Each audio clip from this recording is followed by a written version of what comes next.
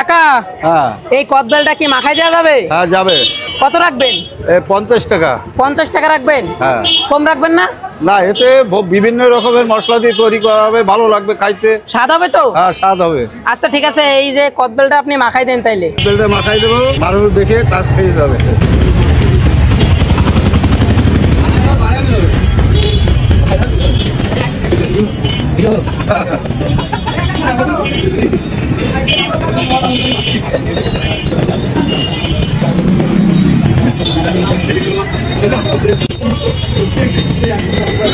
প্রথম চিনি দিচ্ছি,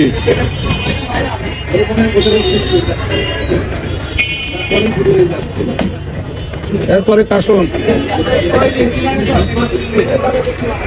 এরপরে লবণ,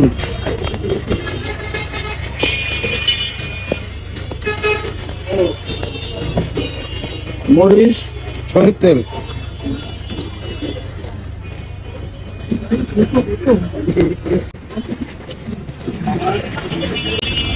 কাকা স্বাদ হবে তো? হ্যাঁ, স্বাদ হবে। স্বাদ হবে তো? হ্যাঁ, স্বাদ হবে।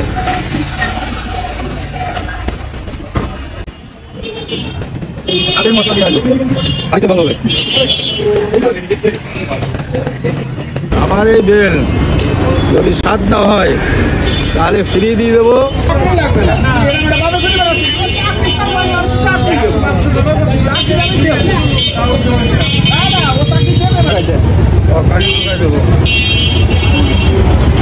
হ্যাঁ, হয়ে গেছে।